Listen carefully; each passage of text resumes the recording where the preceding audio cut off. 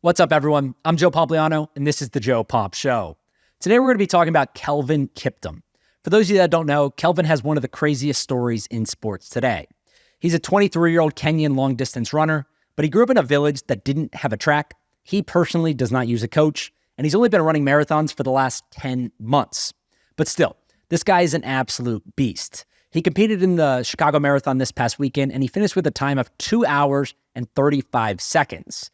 I'm not a mathematician, but that's a 4-minute and 36-second per mile pace for 26.2 miles. Absolutely incredible. But more importantly, he ended up shattering the men's world record time for a marathon. Eliud Kipchoge previously held it, and he beat it by 34 seconds. Absolutely incredible. Probably one of the greatest athletic performances that I've ever seen in my lifetime. But many people have used this opportunity to reignite the debate about performance-enhancing shoes. They call it technological doping. And essentially the argument is that marathon times have improved so much because of the shoes that athletes are wearing rather than the athletes themselves. So today I'm going to talk you guys through this. I'm going to explain a little bit about the issue and some of the data and science behind it. And then I'll explain why I do not think that this matters that much for Kelvin Kiptum himself. But let's start with some of the physics behind it and what the shoes are actually made of. Now, I want to preface all of this with saying that there's many academic papers written about this. If you want to learn more about the performance of the shoes, how they're made, the physics behind it, etc., go read all that stuff online. I'm going to try to break this down in the simplest of terms possible. And the easiest way to explain the situation is that new, what we'll call super shoe technology emerged in 2016, and it has helped drastically reduce marathon times over the last several years.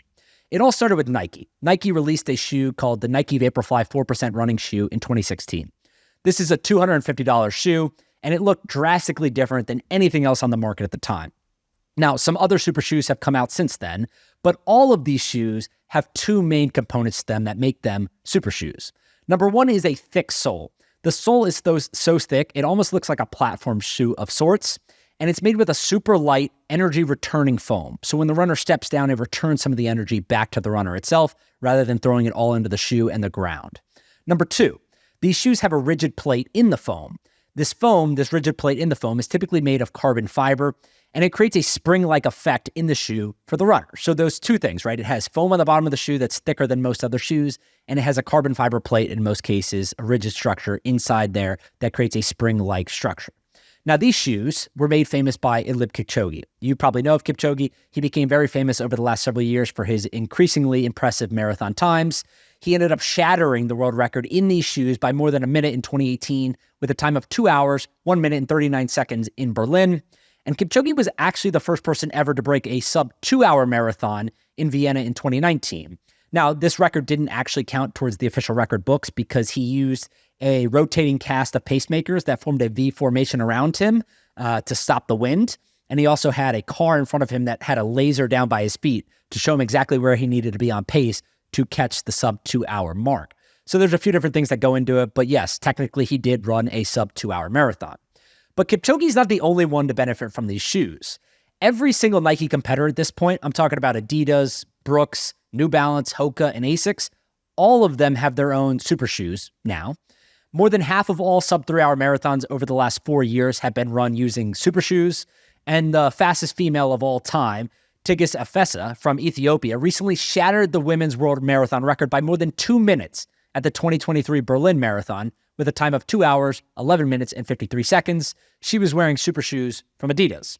For context on the Adidas shoes, these shoes, the Adizero Adios Pro Evo 1 shoes by Adidas, they weigh just 138 grams, which is 60% of the weight of Adidas' prior top running shoe.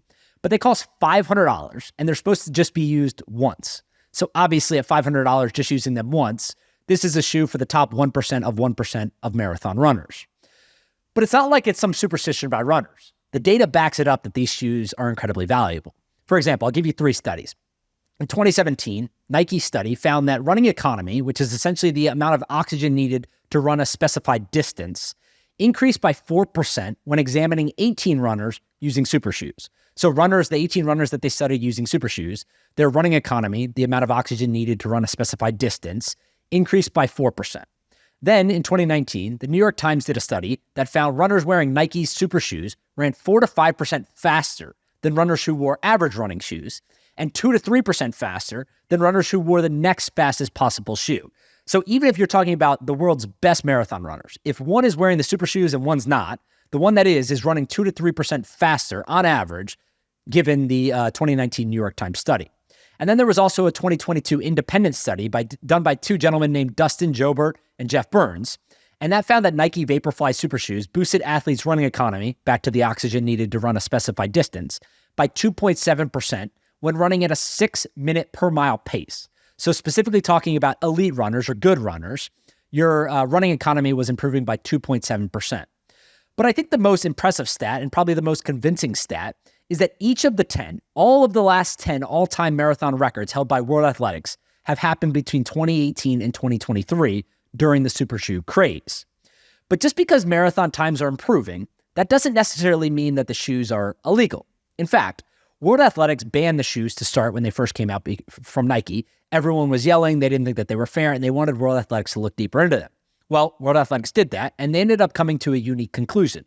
They totally revamped their regulations for shoes. So now every shoe has to get held up against this long list of regulations to get admitted into these marathons.